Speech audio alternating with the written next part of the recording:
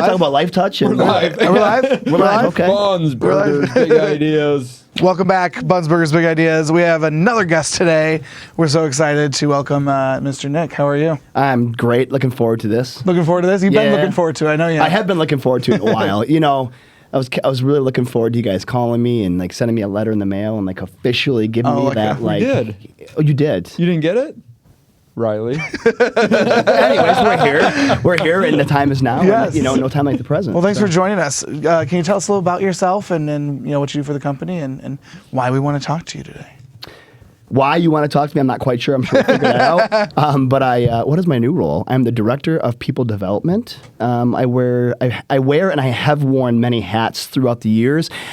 I don't think we have enough time to go over all those, but really right now is one of the biggest roles that I'm in right now is just our people, empowering them to give them the tools, the resources, hold them accountable, maybe give them some metrics, not metrics is the wrong word, merit, some merit measures to kind of show them success, because a lot of times in leadership, everybody wants to know their worth. And sometimes we work so hard, but we don't really know the value that we give. So one of the things that I feel when it comes to empowering people is, hey, Riley, you're awesome at this, and now you're going to show us how awesome you are. So that's what I'm really looking forward to doing in this new role and in roles to come. Nice. Cool. Well, thanks for giving us that little synopsis. You know, I know there is a whole lot more to it. You've been with us for, day one. What year is it? Nick is one of the last remaining OGs of Iron Art. I like that OG. Can I get like an emblem that hangs like a gold chain? Because you started with the company, right? I did. In 2008, September 1st of 2008, if I have the date correct. Actually, I started in 2000. For McDonald's. McDonald's with an owner operator in Madison, the Madison area. And then, so 2008 is when I came, when met Guy the first time. And yep. So before we kind of get into the clip that you wanted to share today, curiosity kills the cat, because a lot of people look up to you and they're like, hey, how do I do what Nick's doing? How do I get to where Nick got? Like, what's your advice as far as just that grit and grind process of, because you started as a crew person, right? It's not like you came from money. You weren't born with a silver spoon in your hand or whatever else that is. But here you are, one of the most successful people that I know. How'd that happen? Wow, that's really flattering for you to say that. It's not funny. I don't know why I laughed. Like you said, I grew up with nothing. And I shouldn't say nothing. I had great parents. And been through divorce a couple different times with both sides of the family. But everyone needs a practice marriage. Exactly. I'm actually getting ready to celebrate my 20th anniversary. So round of applause. Thank you, everybody. It's holding yourself accountable and always raising the bar. And knowing that it's not always about you, and it's not about you anymore, especially when we're leaders, or you have kids, or whatever you want to insert. There's a bigger purpose to it, and I know that kind of sounds cliche, but when you live by that, never satisfied kind of sounds like a weird term. And my wife and I say that a lot, like, because she runs her own business as well. And she's always working. We raised two boys, and we work, we joked earlier, 160 hours in a week. And it feels like we use 90% of that time. But always raising the bar, always telling yourself you can do more. And when you do more and you do raise that bar, the people around you are going to see that. Like, no BS. Like, I like to say, there's no BS. Like, quit BSing yourself. Because one of the things that I would say a lot, I have a lot of things that I say. we don't have time to get into all of it. But later, don't lie to yourself. Because I think when we start lying to ourselves, we start believing those lies. And that kind of, I only need 45 hours to work. And, I want to build a business, or I want to do a habit. Like, I want to become a painter, but I don't have the time. That's BS. We have the time. So I guess to circle back and answer that question is never be satisfied and always raise that bar. But while you raise that bar, don't forget to celebrate the successes that you have, because as leaders and as entrepreneurs, as business owners, we typically get close to that goal and then we raise the bar again and we're never really satisfied. Changing goalposts, I tell a lot of leaders that might not ever change. Like, you never really get to celebrate. Like, we might go, in our mind, but our mind's already moving on to the next thing. So, well, in leaders, you have to think future. Because if you get stagnant, then at some point you're just going to especially when you're thinking like 6 months or a year or 5 years ahead for, like, we're a young company, we're constantly growing. We're always thinking 5 years ahead. So absolutely. But to circle back again for the second time, always raising the bar and knowing that. And I'm going on a rabbit hole too. Like I think about my kids too. It's like I've missed a lot of things, working. I'm kind of a workaholic. Like I work a lot and my wife works a lot.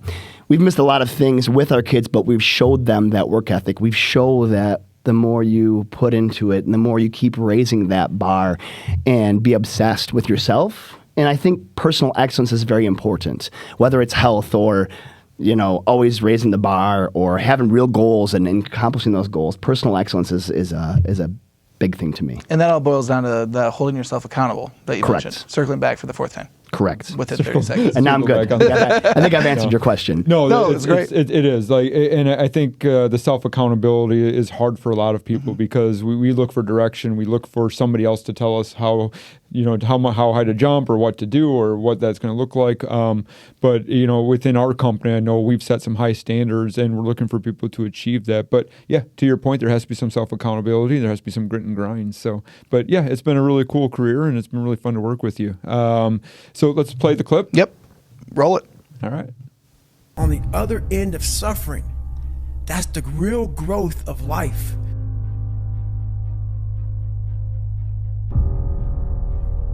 What is enslaving you? What is controlling your thoughts? Is it weakness? A lack of discipline that prevents you from accomplishing what you want to accomplish? Get up and wake up. You have only one life, so don't waste it. So Nick, tell us a little bit more about your quote and kind of why that spoke to you. You just got done telling us about, holding yourself accountable. So what does this mean to you? Yeah, this kind of tells you everything in a nutshell when it comes to that. Like every time you raise that goal or you even set a goal, there's going to be suffrage involved. What is suffering? I don't want to suffer. What does that mean? All right, suffrage is a very broad term to being uncomfortable. And David Goggins was the one that used that quote, and it's been quoted many other times this way or another. But, and a lot of people say this quote as well, get comfortable being uncomfortable. And for leaders, a lot of times just thinking about being a better leader is uncomfortable. And to write something down, to write a goal down about being a better leader is it could be suffering because, they'll tell you if you want a real goal, write it down and share that goal with people. Well, that could be your suffrage. That could be your suffering. So I'm not sitting there like hunched over, like suffering. Well, you might have that. You might have that too. If we'll just use the gym as an example. You want to get in better shape, man. You're going to suffer. You're going to suffer, yeah. You're going to wake up the next morning because you worked out way too hard, and you're going to suffer. Get out of bed. But eventually, it becomes easier. It does. Yeah. Yeah. So how do we get over, or how do we get past that initial like this sucks? Because it happens, right? Like it's really hard to be hard on ourselves sometimes, and it's really hard to stick to goals. It's really hard to start the process. Like everyone has big goals and big ambitions and big dreams. Like everyone I talk to wants to, but there's only a few that really show it.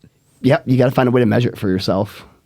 And a lot of times, and it depends who you listen to, they'll tell you got to aim big. Yeah, aim big, but you got to have those tactics and those steps to reach. If I want to lose 45 pounds, that takes 3 hours a week going to the gym. Write it down. You can have an I call it my list of accountabilities or, your power list. You write down the 3 things that you want to accomplish that day. And when you accomplish them, you can cross them off. So once again, finding that way to hold yourself accountable. Nobody's going to care about us as much as we should care about each other. So when we learn how to love each other first, you can't care for somebody else if you don't care for yourself. Yeah. So we have to remind ourselves that too. And you got to be a little selfish. I know a lot of people have families and they say, I don't have the time. You might not right now, but you might have to get up an hour and a half earlier before everybody gets up to take care advantage of yourself.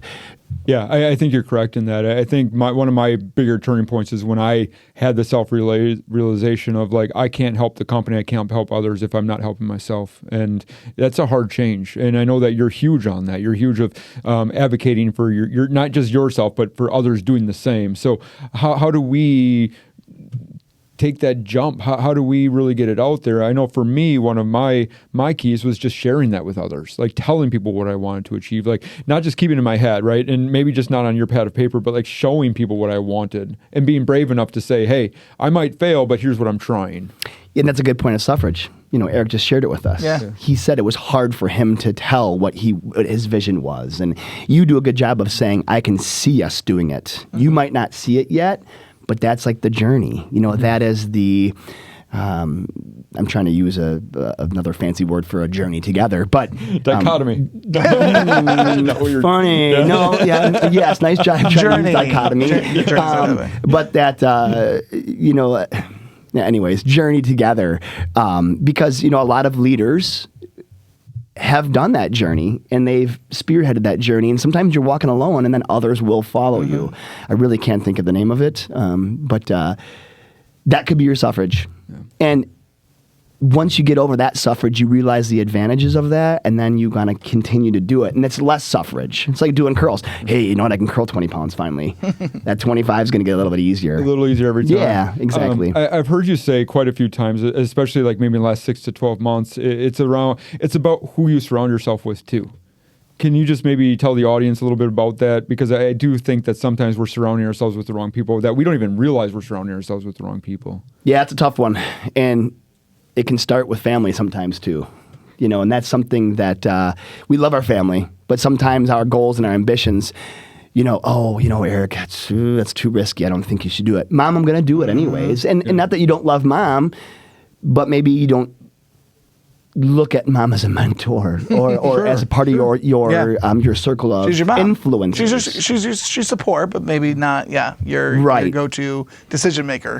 Yeah, you've said it, right. If you're the smartest person in the room, find a bigger room. Yeah, find a better room. Yeah, and that's important. And it's tough because when you are I'm never the smartest guy in the room. That's how I always tell everybody. But if you're the most important person in the room, you need to find a different room because you're never going to elevate your leadership style. You're never going to elevate yourself. You're just walking around with an ego that's not ever getting any bigger. And ego's important because if we're going to be selfish, we want to have an ego, but it's got to be like a muscle. It's got to continually to get better and learn how to control it with others. So, they always say if you want to make $100,000, you got to surround yourself with 5 people that make more than that already because they've done it. It's important to surround yourself with people that have done it already. Because if they haven't done it, how are they supposed to help you? Right. And mentorship is really important too is, hey, Eric, I've never done this, but you have. Can I get 30 minutes a month just to pick your brain? Or maybe it's an email, or maybe it's a chat or a text. But you don't have to have a room of 5 people, but you need to have a mindset and a Rolodex of 5 people that you can reach out to. Rolodex is still a thing. Yeah, it is still a thing. I like the conversation around who do we surround ourselves with, because misery loves company. And I feel like a lot of our team members, including myself in the past, I've allowed that negativity, right? I've allowed that negativity to like just fester and grow and keep me from doing what I want to do. So I love the self-advocation. I love holding yourself accountable because ultimately it does come down to what we want to do and what we're willing to risk. So great conversation. Really appreciate it. As we look to wrap up, Nick, what would be like the 1 or 2 key takeaways for our team that's listening today? It's not about you as a leader. And the faster you can understand that, and it's difficult for everybody to figure that out, what that means, but when you surround yourself with people that are better than you or want to be as good as you or want to raise you up, you realize that it's not about you. And one thing that I typically tell people, especially in leadership in restaurants or wherever, is you are the captain of the team. I'm sorry, you are the coach of the team, not the captain. And understanding that you can call the plays and you can do all the analytics and stuff of what's going on in the game, but you can't throw the ball.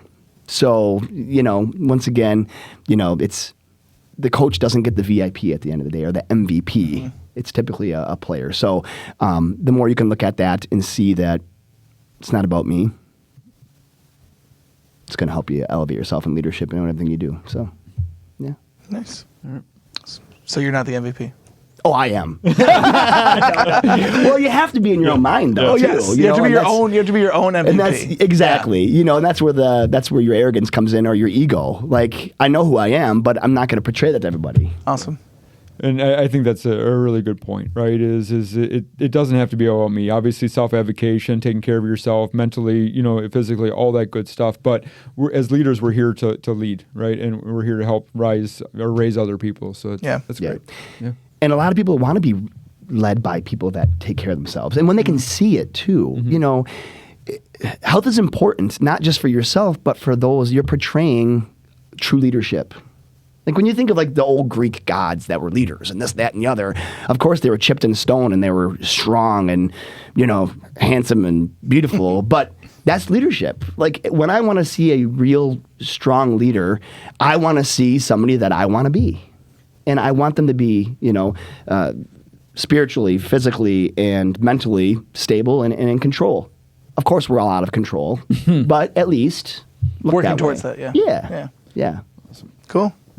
Well, thank you, sir. Awesome. It was fun. Appreciate your candor and hanging out with us. Yeah. We appreciate it. We'll have to have you again. Yeah. So thank you. Oh, I don't know. Yeah. All right. One more time. Listen, learn, lead. We'll see you next time. Thanks. Thanks for joining us on Buns, Burgers, and Big Ideas. We hope today's episode inspired fresh ideas for your leadership journey. Be sure to subscribe so you never miss an episode, and keep learning with us as we continue to explore leadership in the QSR world. Until next time, take care and lead well.